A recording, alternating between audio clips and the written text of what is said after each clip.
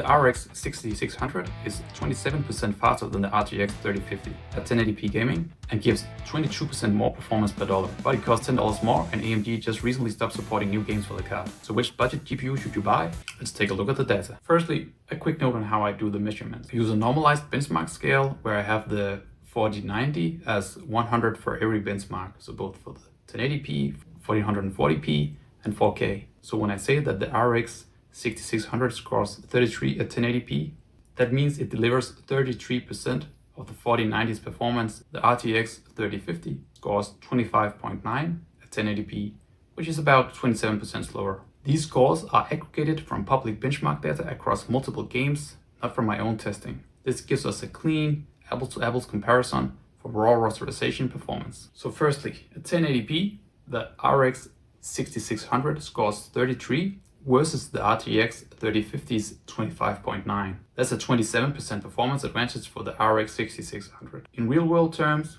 if the RTX 3050 is getting 60 FPS in a game, you can expect the RX 6600 to deliver about 76 FPS. This is a noticeable difference. For pure 1080p high settings gaming, the RX 6600 is clearly faster. Let's move on to 4400. At 4400p, the gap stays consistent. The RX 6600 scores 19.2 and the RTX 3050 scores 15.4.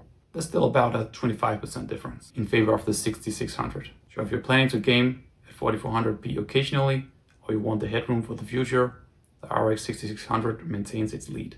Lastly, we're gonna look at 4K. Here, the RX 6600 managed to score 14.4. Meanwhile, the RTX 3050 couldn't complete the test set at all. Now, this doesn't mean that RX 6600 is amazing for 4K, but at least it's playable in lighter games. So in raw rasterization performance, the RX 6600 performs much better than the RTX 3050. But performance isn't the only thing that matters. Let's talk features, power, and big trade-offs. Both of these cards has 8GB of VRAM.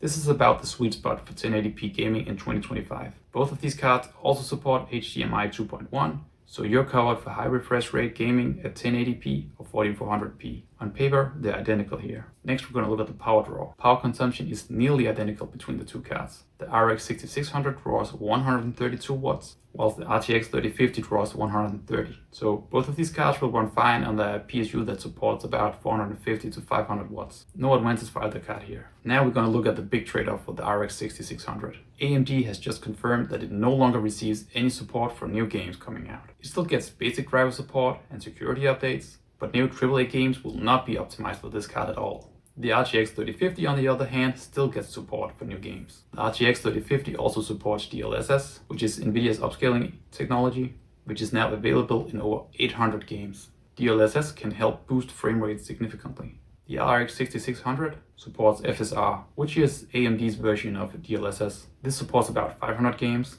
but the image quality generally isn't as good as DLSS. And in addition to this, the RX 6600 won't get FSR 4, which has been reserved for AMD's newer RX 9000 series. So if you care about future-proofing, driver support or DLSS, the RTX 3050 has an edge despite being slower in raw performance. Now let's talk money. The RX 6600 costs $220 on Amazon right now. Well, I can get the RTX 3050 for about $210 on Newegg. So the RX 6600 is $10 more. But is it worth it? If you're gonna play at 1080p, it does perform 27% better, but it does cost a bit more. Even accounting for this, it still has 22% better cost per performance. So if you only care about raw FPS per dollar, the RX 6600 is clearly the way to go. But remember, this doesn't account for DLSS, ongoing driver support, or future game optimization. Let's go through 3 use cases and see which card will be best for each. First use case, pure 1080p rasterization performance. If you want the most raw 1080p performance for your money, and you don't care about DLSS or future driver support, buy the RX 6600. It's 27% faster,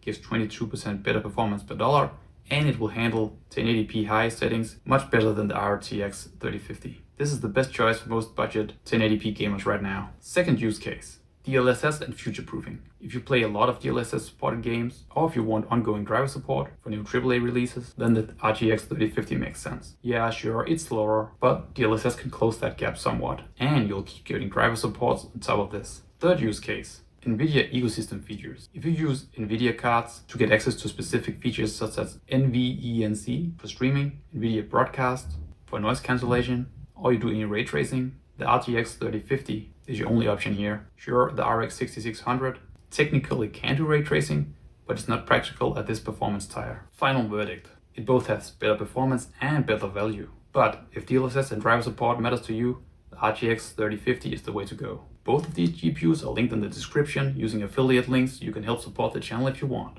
If you like this kind of no-fluff data-driven breakdown, then subscribe. I will be creating more GPU comparison videos in the future, so you can always get the best value. If you're interested in the Steam machine and you wonder how much it's gonna cost you, take a look at this video right here. And remember, build smarter, not harder.